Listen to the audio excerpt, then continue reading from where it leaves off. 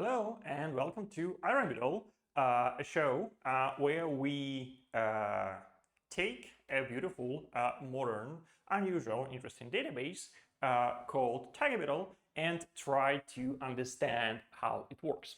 At this point, we've done more than 100 episodes of the show, and this is a fine milestone to actually increase our reach. So starting from this episode, this is hopefully will be streamed not only on Twitch, but also on other platforms like YouTube and Twitch, hopefully. Although right now I am checking and it seems like the Twitch stream is actually offline. So let me double check this, what is happening here. Oh no, and why I am not logged in here.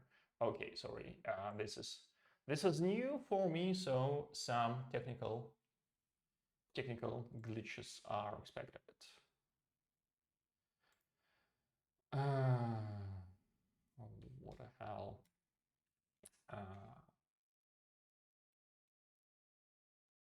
Just a second.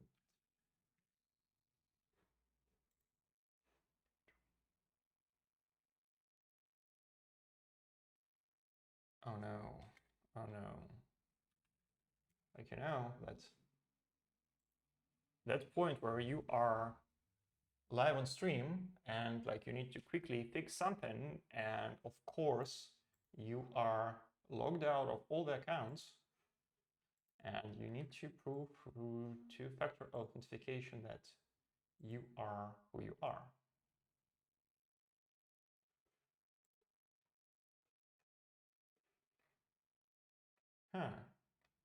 It looks like actually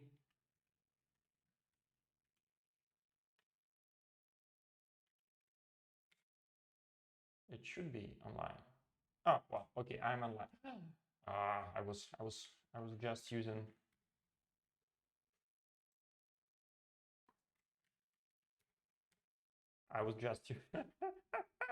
using the old their own stream name. Okay, so sorry about that. So for our potential new audience, I want to well, okay, before I warn you, let me also check that I'm using the correct microphone, because that is also something I usually get wrong. Okay, no, it this to them already. So for our new audience, I want to warn you that, as you might have noticed, there isn't really high production value to these episodes. This basically an off the cuffs, without any kind of preparation, stream of consciousness of me either hacking on TimeOut or trying to understand some code which was written a long ago, or maybe to understand some code which was written perhaps even by me and perhaps even recently. Please only watch this if you have copious amount of free time and copious interest in building a database in Zig without dynamic memory allocation, which recovers from disk faults, implements near Byzantine fault model for hard drives, and also very, very fast. So, okay, now that finally everything is set up, without further ado, let's actually go to our topic today. And our topic today is going to be the so-called quantitative Ising detection algorithm. Our recent fault detection, which we implemented for our VSR. So let's do some drawing stuff first. So we have a cluster of nodes which together implement a replicated state machine, which together process financial transactions. And there is one node which is a designated primary. So the existence of primary node allows TimeOut to provide strict serializability, to behave as if it is just a single machine, no strings attached. Our clients do not have to worry about any kind of anomalies or whatnot. It is very simple model. Everything happens in real time. And the reason why we need multiple nodes is that sometimes a primary can die. Maybe there is a software bug, maybe there is a hardware bug, maybe actually the primary is okay and there is just some kind of a network wall which makes the primary unreachable for everyone else. But whatever, one way or another, it might be the case that the primary is unreachable. In that case, what actually we want to happen is that we want to say that a different node is now a primary, and we do this running the actual consensus algorithm, sending a round of start view messages and then do view change messages, and then start view change, do view change, start view. The details of this protocol outside of today's episode. Please refer to, I don't know, something like episode 3 or something probably, where we cover this. Today, I want to focus on what happens before we run view change protocol, and that is how do we actually decide that the primary is unreachable? Because this is network over here. So network, and it is usually is laggy. You can't really get response from your peer immediately. So there is this probability of failure, or a probability that actually the primary node is there and just the network being slow. So you essentially need to figure out whether the primary is reachable and is alive and you just need to wait a little bit more, or whether the primary is dead and you need to trigger a view change based on partial information. You are doing reasoning under uncertainty. So how you could do this?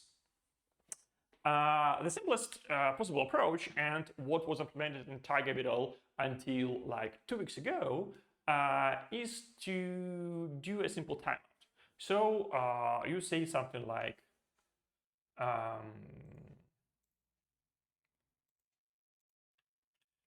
timeout equals 5 seconds, which kind of like sounds like maybe reasonable, but it is like not, because I mean it's so yeah. So okay, yeah. Let me take it back.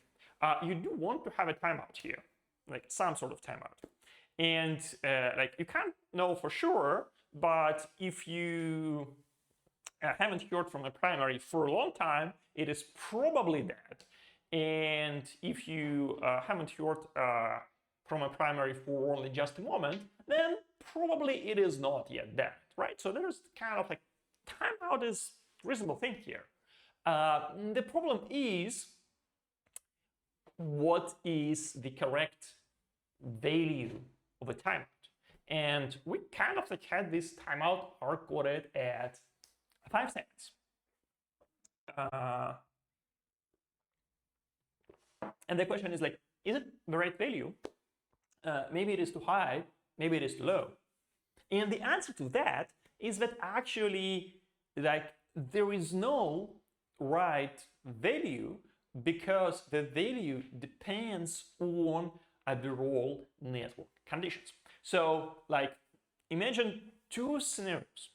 In one scenario, we have like those 3 replicas. Well, actually, just as a reminder for our new viewers, TimeOut in a typical deployment runs on 6 replicas, not on 3 replicas, and that's like a separate puzzle why we use even number. But for the current discussion, 3 is enough. So imagine like 2 deployment scenarios.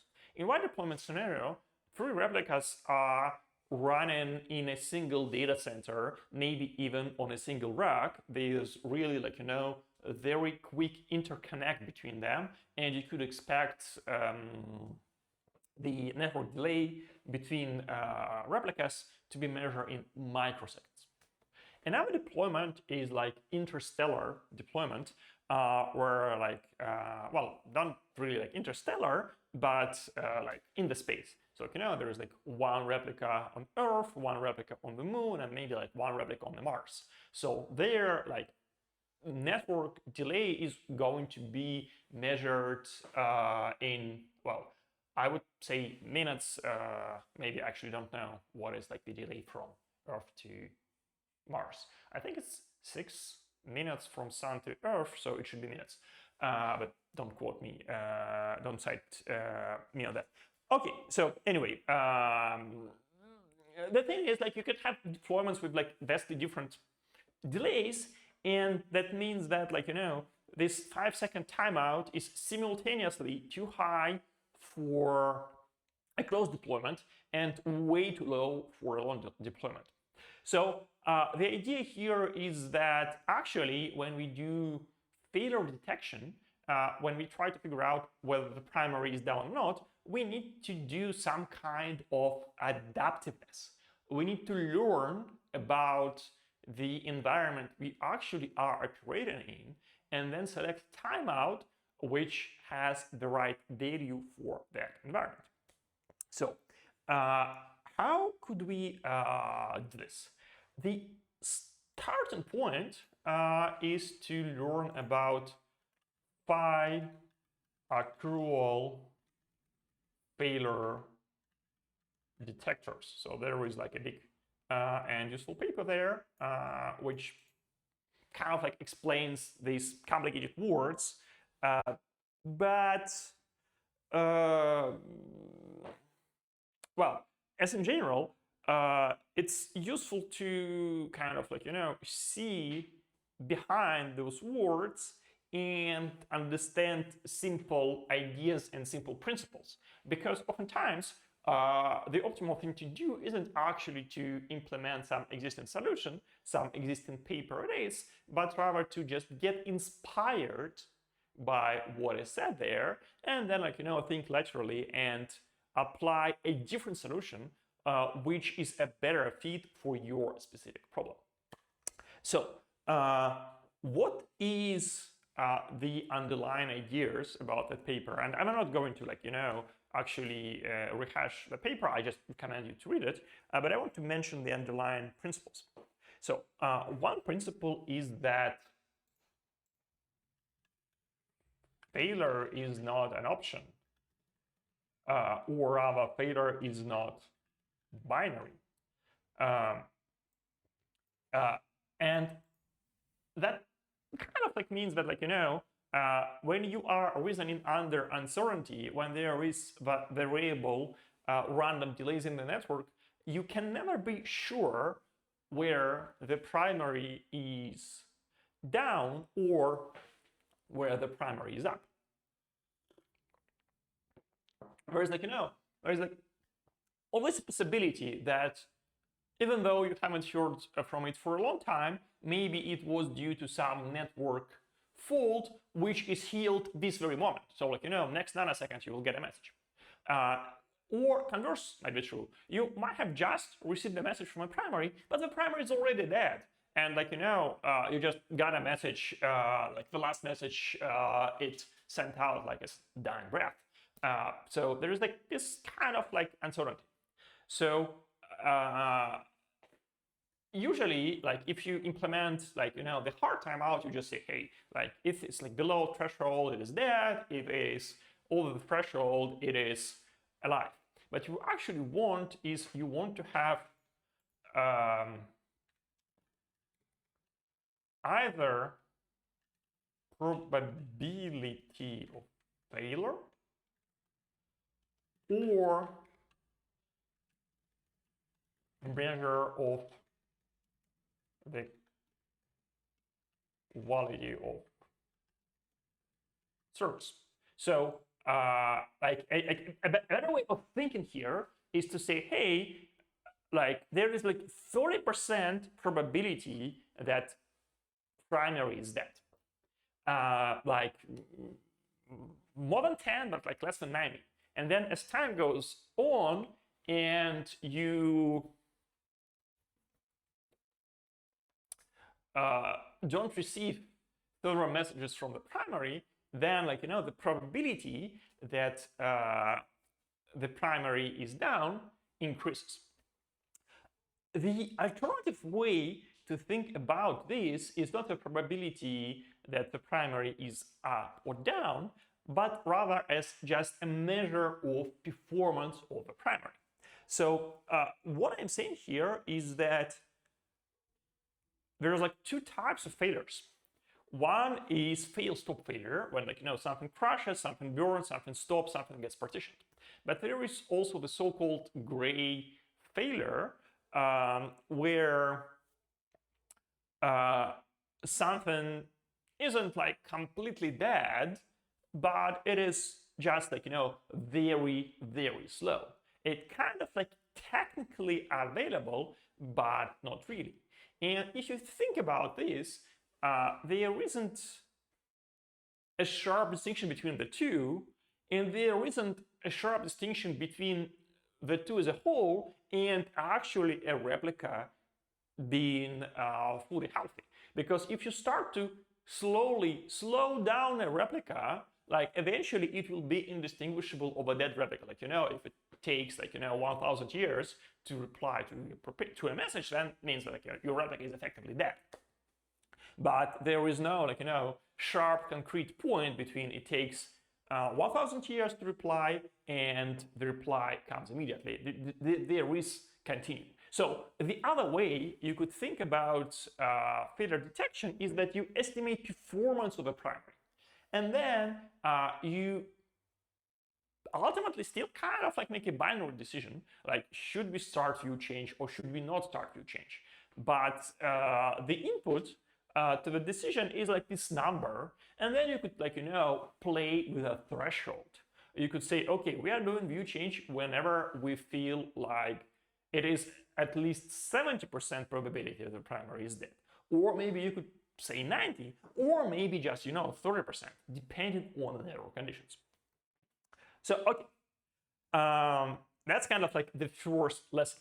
Think in numbers, not in booleans. And when I say numbers, I mean floats. And when I say floats, of course, I mean fixed point integers.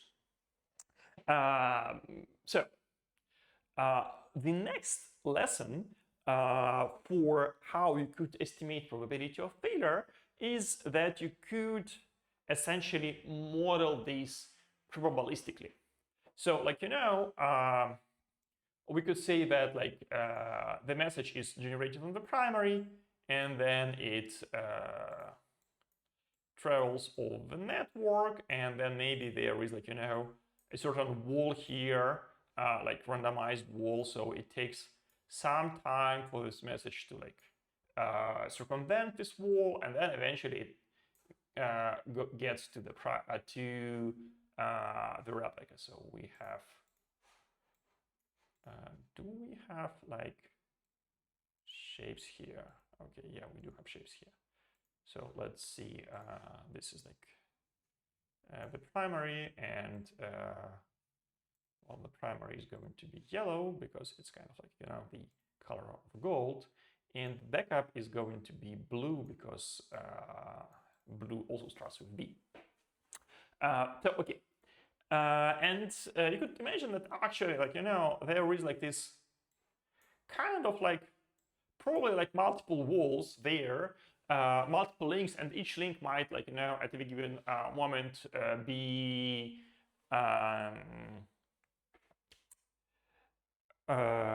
congested or not. So, like, essentially, like the time to get from here to there, like this is summary time, time equals sum of obstacles. So, and anytime you like see that, hey, some random variable is a sum of a bunch of random variables, it is reasonable to recall the central limit theorem and assume that, hey, actually, probably the time is going to be distributed normally. Like, you don't know the mean, you don't know the variance, but it's kind of like usually in physical systems, the amount of arbitrary randomness adds up to normality. And that is powerful because that means that you could actually track inter-arrival times of messages and then assume that inter-arrival times are distributed normally, then use statistics to estimate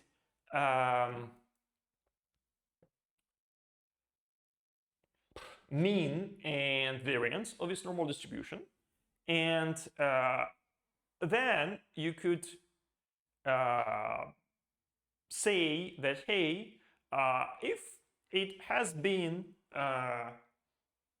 3 seconds since we've last heard from the primary, and the inter-arrival intervals are distributed normally with like this mean and this variance, then the probability that we would have to wait at least this much if the primary is alive is like, sort of number. And that essentially gives you a probability. So that's kind of like many words to say that you could essentially estimate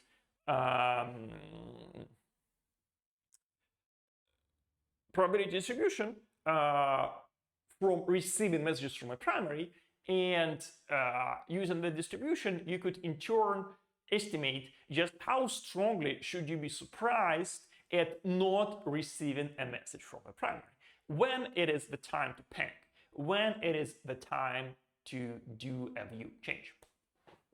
Okay, so now let's actually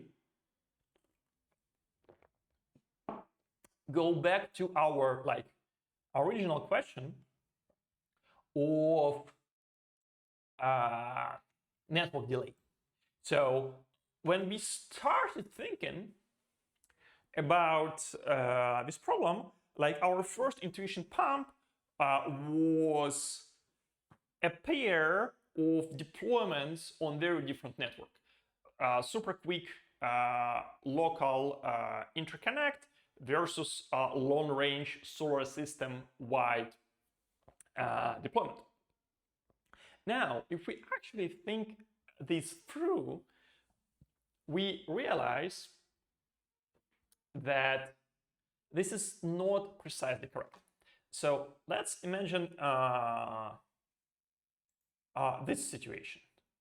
We have primary. Can I ask it to like fill it, edit?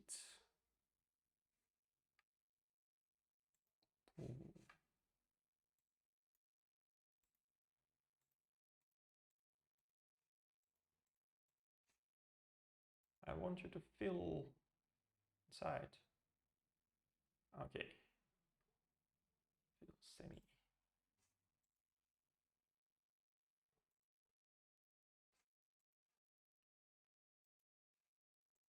Okay, yeah, this is why the fill color is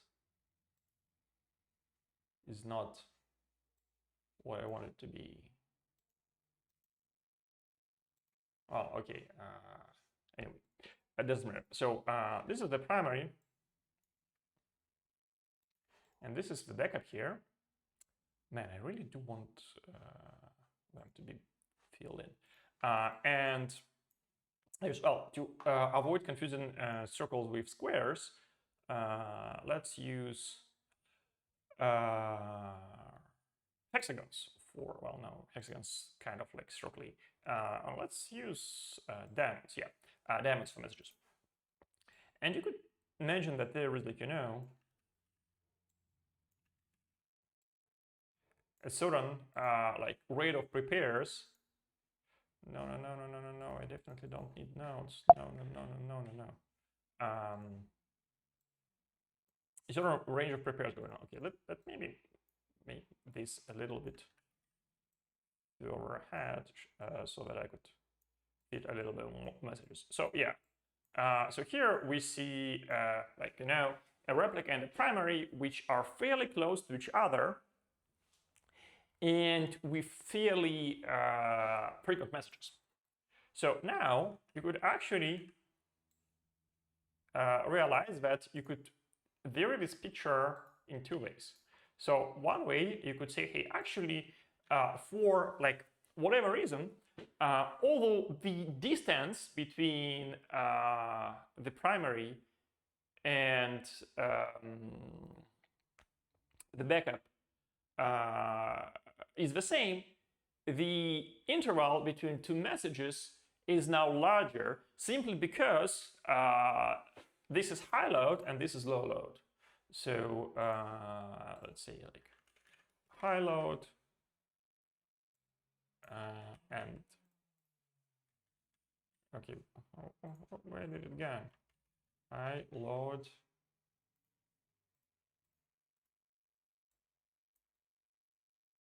situation, and then we have, like, you know, yeah, let's call it low load. But there is also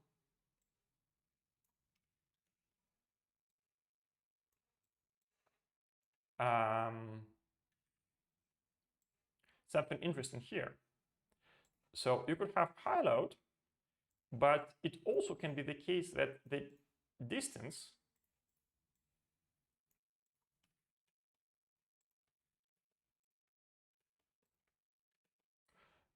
between primary and backup is actually significantly larger. So let's also stretch our time axis. Okay, yeah. Well, no, it's a bit too much. Okay, this is better. So these are the three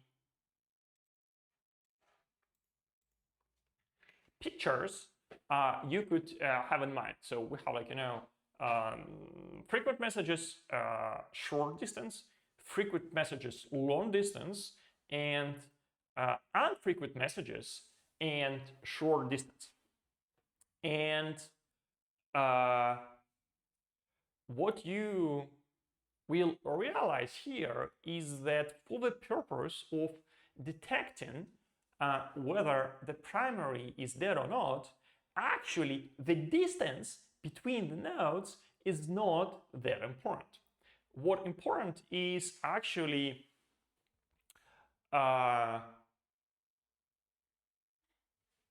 the frequency, the normal frequency of messages.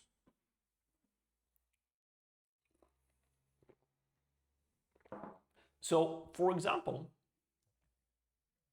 like in this scenario, if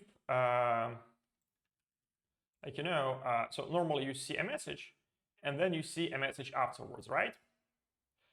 So if let's maybe, can I rotate this? Oh yeah, let's not just fly on this. So let's assume like this is like missing message, so it is red. So normally if you have like this amount of missing data, like it's probably alive. If you have this amount of missing data, it is like, okay, so we should have received like a second message, but we don't know, so maybe it is alive. But like if it is, this is like, okay, this is like looks like really suspicious because this is like more than like 3 intervals. So you should have received 3 messages and you have received only 1, so probably it is dead. Now, in contrast, if you look, okay, if you look here, the exact same picture is actually perfectly fine because, well, this is smaller than a single interval. So this will only become red once we go to like this distance, not receive the message. While in contrast, the situation for the third scenario is essentially analogous to the situation of the first scenario, like because the interval is the same. So this is another like major insight when you try to figure out whether the primary is dead or not, is that the network delay is kind of constant. So like if this primary dies, then you'll need to wait until this gap like slowly travels to this node, right? And if this primary dies, like you need to wait smaller amounts of time until the gap reaches you. But before the gap reaches you, you can't actually like the primary looks alive because you are receiving messages. And once the gap reached you, the speed with which you realize that the primary is probably down depends on this interval. So in other words, your responsiveness to the depth of the primary depends only on the difference between consecutive messages. It doesn't depend on the overall network latency. Overall network latency is always just a constant which is added to the time. It is essentially, this is essentially like a relativity of time happening here. So, okay.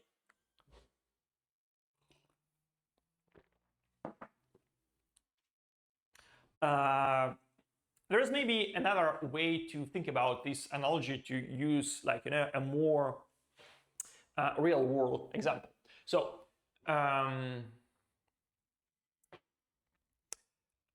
suppose you are in your apartment and you look outside of the window and there is a street in front of you.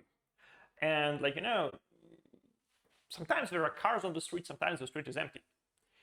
And you know that there is a traffic light, like, some way before your window. So you don't see the traffic light. You don't know whether it's red or green, but you know it is there. And looking at the cars, you actually want to learn whether the traffic is red or green, or at least whether it was like, red or green doesn't. And let's assume that, like, you don't do like, some kind of like repeated pattern matching here. You just like, let's assume that, like, the traffic is kind of like somewhat stochastic. Sometimes it goes red, sometimes goes green. Question in the chat, what is the topic? So we are discussing Chagabidel's failure detection algorithm. How can, in a distributed system, a backup detect that the primary is down, such that if the primary is really down, the detection happens quickly, but if the primary isn't down and is just like, the network is slightly slow, then we don't trigger a view change just because. Okay, so imagine that, like, you want to figure out like whether traffic lights is red or green. So the idea here is that if you see the cars going by your window right now, you know for sure that the traffic was green just a moment ago. So that's fine. The problem that if there are no cars, you can't actually infer from this that the traffic light is red, because there might be no cars for two reasons. Either the traffic is red, yeah, what you'd expect, or it might be like, that it is middle of the night and there's like physically just no cars on the road. So the traffic might be red, the traffic might be green, and you have no idea. So what you actually want to do is that you want to observe the situation on the road for some time and get an idea about, like, the average amount of cars you see, and then you base the decision not on whether there were cars on the street, but on whether the amount of the cars on the street exceeds the typical amount you might want to see. And with that, I think we might actually finally get to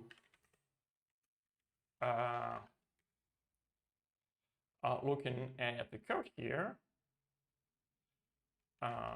Let's see the latest version.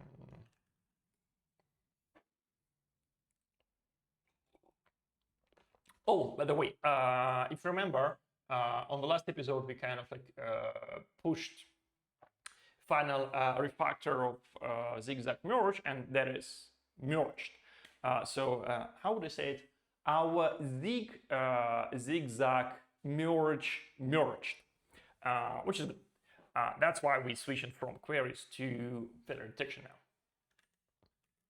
Okay, so we have offensively white theme. Sorry about that. Should be better now. Oh, I do prefer light themes in Portugal here. Okay. Yeah, so we have like this relatively small file, 100 lines, excluding tests, including comments, and like 300 lines, including tests, which implements this fault detector. So the idea here that we have this signal method, which is called whenever a backup realizes that the primary is there. So if we look in the replica,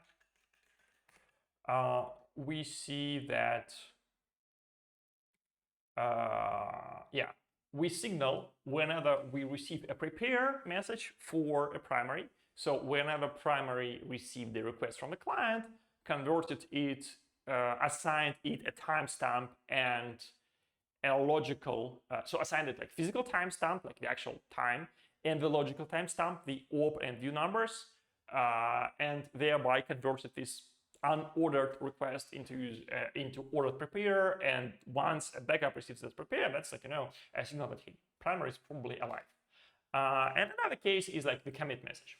So commit message is something that the primary sends in an idle cluster, exactly to signal that hey, I'm alive and this is the current state. So yeah, that's kind of this signal is hey, I'm seeing a car, primary is alive. And the idea here is that hey, we just track the typical rate of signaling, and if it happens to be lower, and if current signaling is lower than what we expect, we actually signal that the primary is dead. So the good thing here is that because we track typical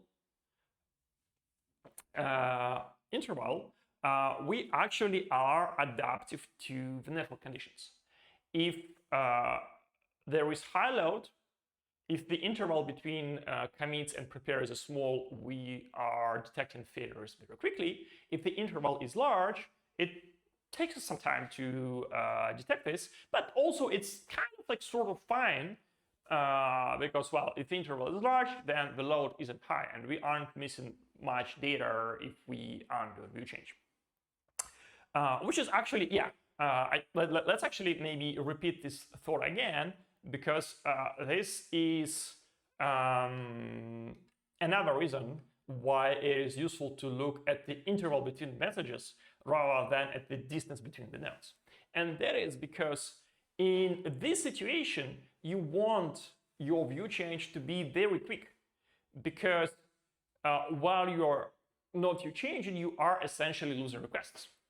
And in this situation, actually, you might want to be slightly more relaxed because, well, yeah, you might take more workload time for a switch, but you won't be losing as much messages because the messages are more rare. Okay, so so far, so there is a big problem with these adapters, and that is that workload itself might change abruptly. So like imagine like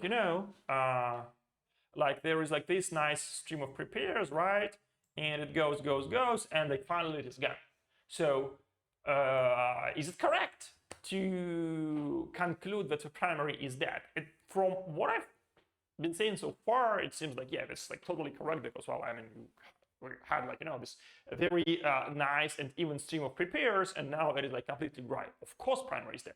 But this is actually wrong, because imagine that the reason for this stream is that there is like, a batch job which does some analytics and whatnot.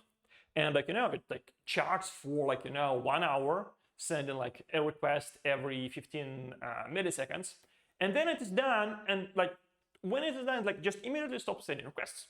So the requests are gone, not because the primary is dead, but simply because the load ceased. And there might actually be the opposite. There might be like, completely idle cluster with like maybe just a commit message on a heartbeat once in a while, and then like, batch job starts, and you get like, a torrent of prepares. The situation is similar. If the load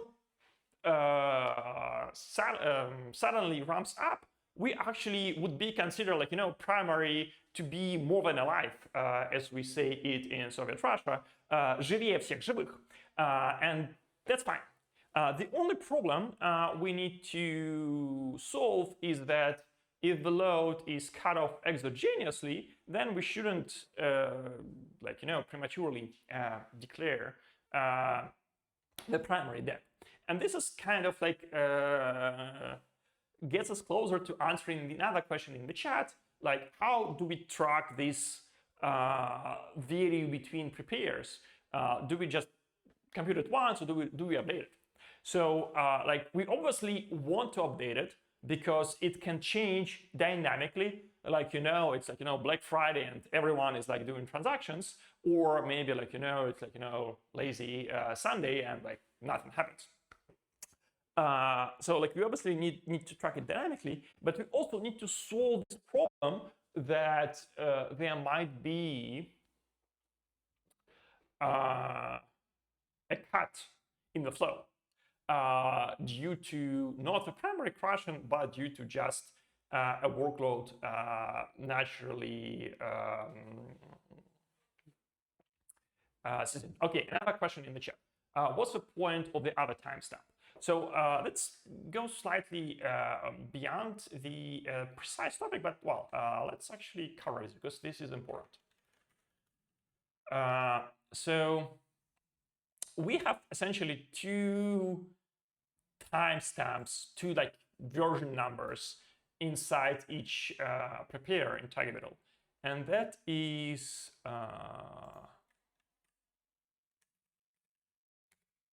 yeah, this is it. This is like the op number and the timestamp. So the timestamp is like tracks astronomical time very closely. It's like the number of nanoseconds since the Unix epoch. And it is guaranteed to be monotonic, strictly monotonic across subsequent requests. But it is not guaranteed to be dense. If you have two messages with different timestamps, you know which one is earlier, which one is later, but you don't know how many messages are in between them. In contrast, op number is just the logical sequence number of the request from the beginning of the cluster. So it doesn't connect to wall clock time, but it has the property that it is dense. So if you have a prepare with op number 50 and prepare with op number 55, you know that they are exactly, well, I need not to make off by one error here. You know exactly wait, what? Well, yeah, you know that there are exactly like 4 messages plus minus 1 between them. Okay, I'm better at this. Like, yeah, that's me. Like, you know, work on consensus algorithm, whatever. But you get the idea. So that's why we like have two timestamps. It's kind of like interesting question how we make like the times like this timestamp in actual timestamp both monotonic and like similar to wall clock time. And there was like another episode of Iron Middle about that, so I'm not going to go into the details for now. So going back to our fall detection. Yeah, so we want the stuff to be adaptive to network, and we also want the stuff to be resilient towards changes in the workloads, in particular towards sudden cuts in the workload. And that's where commit messages come from. So in the SAR, we have like a bunch of messages and message types. And the two which are important for now are the commit message and the prepare message. So prepare is ordered request. Prepare is a request from a client which got assigned an op number and a timestamp by the primary. Commit message is sort of a fake request, which the primary sends while it is idle. So, you know, if the primary is idle, it needs, so imagine a situation where, like, you know, we had this cluster of 6 replicas, and they were processing requests. And then one replica got partitioned. And the rest of the 5 were processing requests. And then the requests stream stopped, and the previously partitioned replica joined back. So somehow it needs to learn that it has new prepares that it needs to repair from other nodes. Typically, the way you learn it is that you receive a prepare from a primary and you realize using the op numbers, which we've just discussed, that, hey, like my latest op is op number 50, and right now I received an op number 55 from a primary, so I have like a 4 plus minus 1 gap in my log. But if there are no requests, like the primary, the ligand backup cannot really learn it. And that's why we have these commit messages. which essentially includes the number of the latest message which is definitely committed. So in the situation I just described, the primary wouldn't receive a prepare, but it would receive a commit, and the commit would say, hey, everyone else except you committed up to op number 55, and the replica will then realize, hey, actually, that I need to run prepare. So we are going to use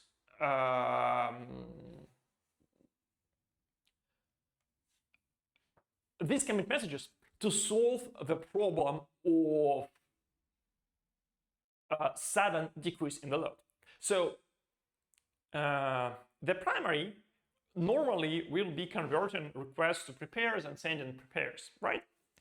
But if it observes that, hey, there is a stream of requests, and then it suddenly ends, what the primary will do is that it will start inject commit messages using high rate, such that the overall rate of union of prepare streams and commits, of prepare messages and commit messages stays the same.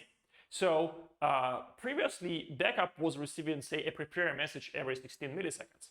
Now, backup receives a commit message every 16 milliseconds. So it is still like one message every 16 milliseconds. It's just the composition changes. And then the primary will kind of like slowly taper this off.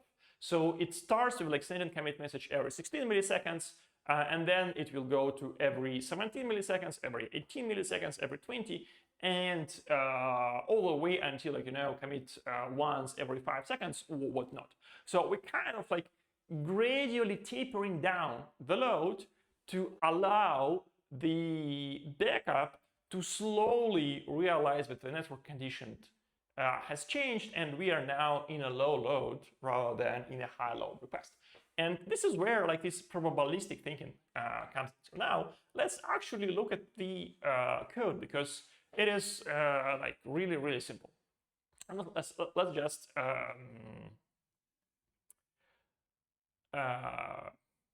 read every single line. So this is it. So this is actually a struct file. So let me see.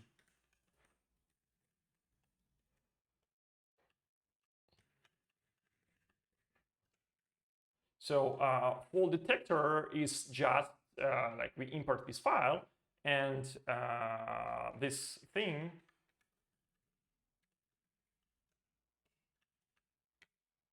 has like interval mean, interval exponential weighted moving average, etc. fields.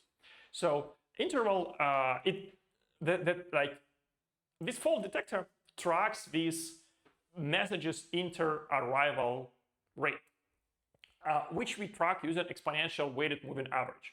So which is like, very a bunch of smart words, but it's actually is like, super simple. So you have like, the current interval, and you do the next interval. So what you could do is you could average them, or you could average them with like different weights. So you could take, okay, so you could take like 9 parts of the old interval and like 1 part of a new interval, sum them, and then divide by 10. Well, we use like 4 old, 1 new, and divide by 5. And that's way when interval changes. So let's say like interval was like 100 for like 1,000 prepares, and then it goes to 10 for another 1,000 prepares. The actual moving average kind of like slowly goes from 100 to 10. So if the interval is stable, the exponential moving average converges to this value. If the interval is like jittery, then the exponential weighted moving average actually stays close to the actual average. And if it transitions from one stable regime to another stable regime, then exponential weighted moving average changes from one average to another, but like slowly. Okay, so this is what we track. For robustness, we actually want to bound this interval from below and from the above.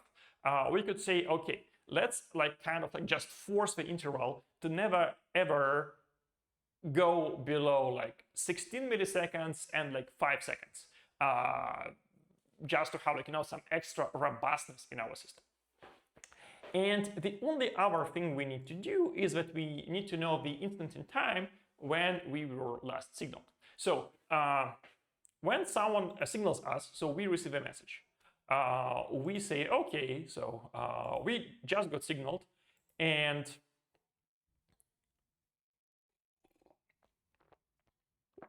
this was the previous signal, so let's assure that the core didn't mess up and now is indeed later than the past. And then we compute the duration. We clamp it to our safety bounds, and then we update our exponential moving average, and then we update the now time. That's it. So, and as we've already seen this,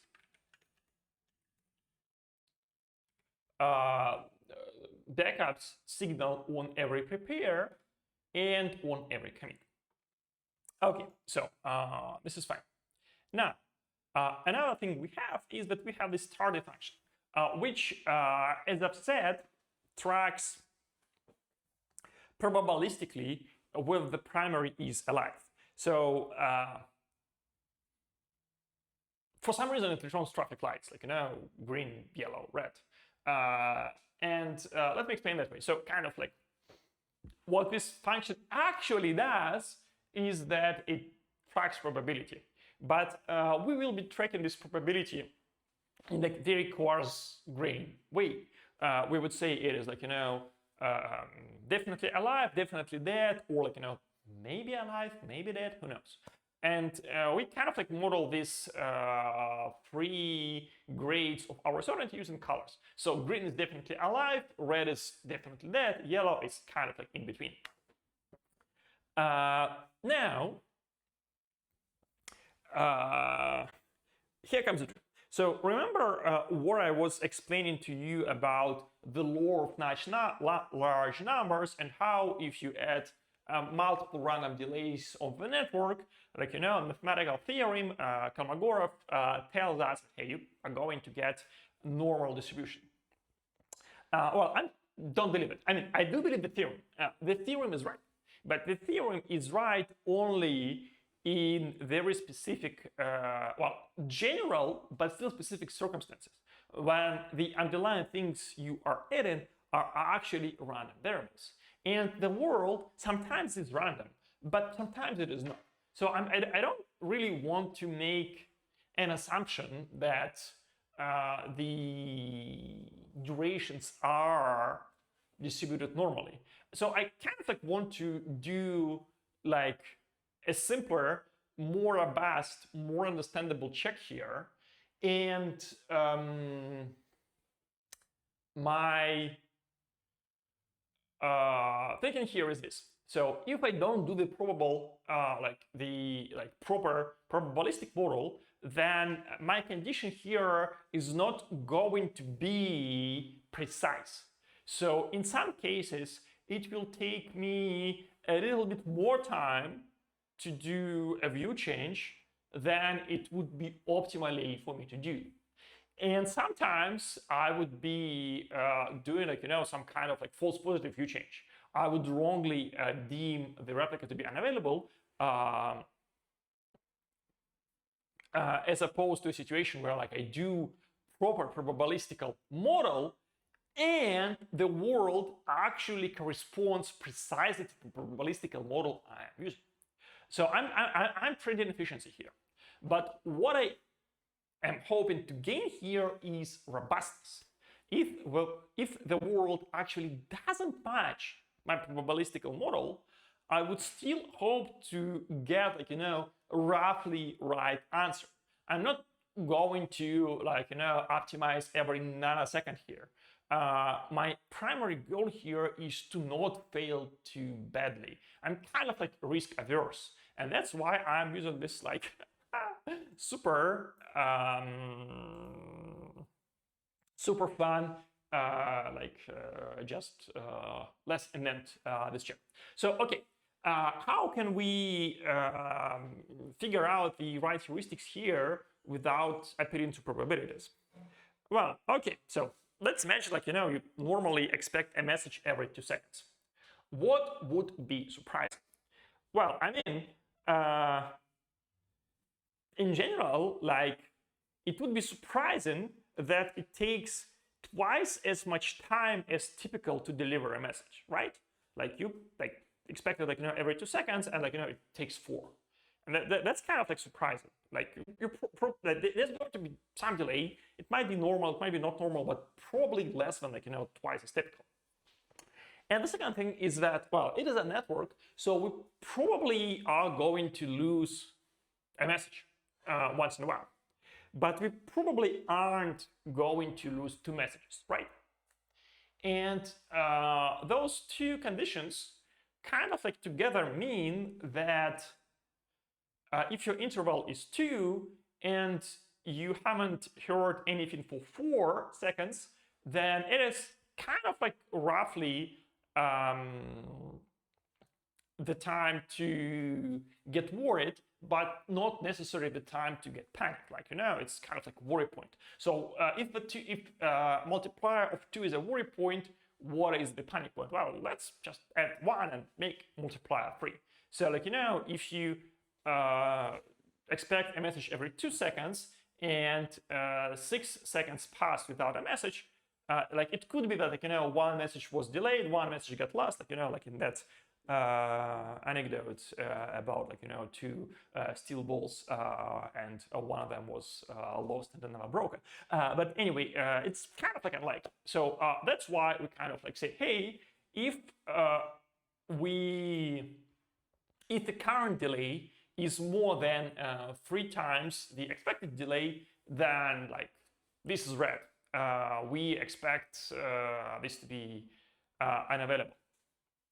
And if multiplier 3 is our red, then it's only natural to say that multiplier 1.5 is our yellow. So kind of in other words, if it takes, if the delay is a half again of a typical delay, then we begin to suspect the primary. And if it grows to 3x the typical delay, we consider the primary dead. Okay, but why do we need 3 colors? Well, recall that the task of a primary is to inject commit messages when the stream of prepares dries out. And that's exactly how we do this. So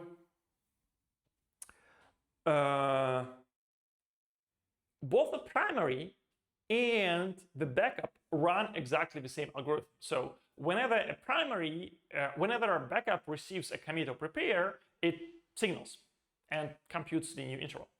Similarly, whenever the primary sends prepare or whether the primary sends a commit message, it also signals. So when the stream of prepares dies out, the primary kind of just knows that, hey,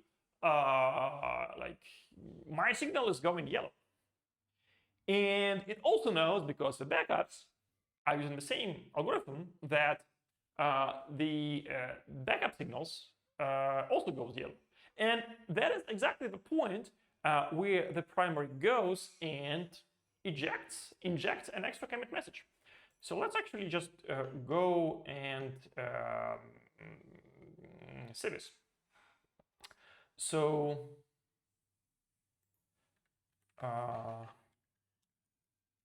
let's first see where we signal.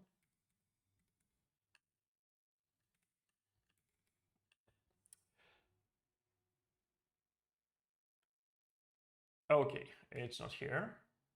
So on prepare, we signal. And on prepare is called on the primary and on the backup as well. Because prepare, because the primary also sends prepares to itself. And then we call on commit, and commits are only received by the backups. And also, whenever the primary sends commit, it also calls signal. Okay, and where do we call tardy? Well, we call tardy, like, every once in a while, like essentially, every 10 milliseconds, we check whether we are tardy. And if we are not tardy, we do nothing. If we are backup and we are red, then we send start view change message, which, well, it's not exactly triggers the view change, because it's not enough for a single backup to suspect a primary to trigger a view change. We actually need a view change quorum of backups all being suspective of a primary to trigger view change. But that's kind of like basically the point where like we decide that the primary is dead. So that's how the backup happens. Like red primary, red is dead. Okay, what happens on the primary? Well, the logic is simple. If we are not green, so yellow or red, we go and send a commit message, which by the time, which will be then received by the backups, and which will flip the backup back from yellow to green. So with that, I think we actually covered this fault detection algorithm, which we now use. So let's kind of like recap the main ideas. So the first main idea was that you need to go for main ideas and not the actual implementation, because ideas are more usable than their application. The second idea that you want to think about failure as a probability or as a measure of quality of service. It needs to be a floating point number, which is a fixed point integer, and not a binary kind of thing. The third thing is that it seems like network latency is what defines the quickness of your fault detection, but actually it is not network latency. The primary variable there is the interval between the heartbeats. If the interval between heartbeats is small, you detect the failure as soon as you see the heart stopped. If the interval is large, it will need some time for you to realize that, hey, the heart isn't beating right.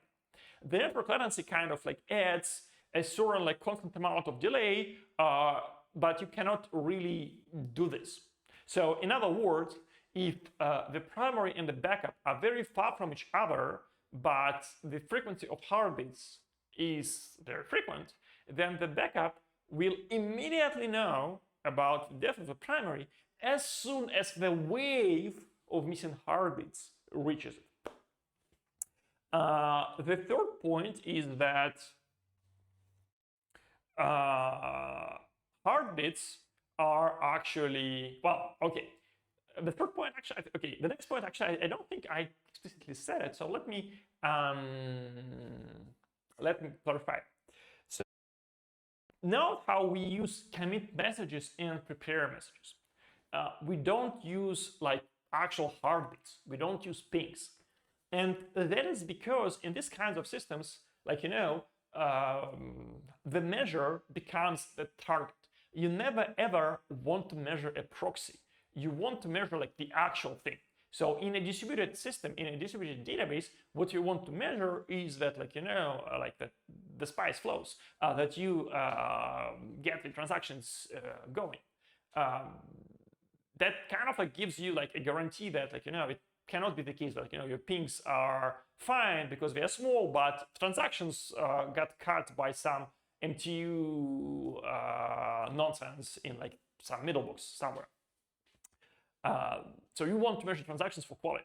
The problem with transactions is that you do not define the characteristics of your load. Your users define your characteristics, the characteristics of the load. Except that, you actually could increase the load itself. You like could inject artificially fake transactions, commit messages to keep the load constant. And that gives the algorithm. So both primary and prepare, they track the interval between commit message and prepare message. And they become aware where it seems like a message is missing. And that is a signal for the backup to trigger view change. A message from primary is missing, so primary is probably dead, therefore I need to view change. To prevent falsely accusing primary of demise in the case of exogenous supply shock or a workload, to use some economic jargon here, the primary also tracks the expected arrival of requests from the clients, and if the request is missing, it starts injecting fake commit messages. Well, I mean like real commit messages, but they stand for quote quote fake prepares. And then it kind of like slowly tapers the rate it injects prepares off until it gets like, very slow heart rate. Okay, so folks, that is it. Welcome again for everyone who joined us today on new platforms. You might or might not like this episode because, again, as I said, this is not some kind of like, high quality, meticulously produced content with capital C. It's just like me, Matplat, telling random anecdotes about like Tagabital. And to be fair, this episode is like has like way above average quality for Arabital, because like most of the time I'm just looking at the screen like I don't understand, I cannot like add one and one, which is just normal part of my workflow. But if you enjoy this kind of thing, then you are more than welcome to join our Iron Middle Club, which has a meeting every Friday at 5 p.m. UTC live on YouTube, X, and Twitch. And then if you miss the live version, of course, we have all the recordings on YouTube. So if you're considering joining us, then please consider also spending more than 100 hours of your life to watch all the previous episodes. Goodbye and see you next Thursday.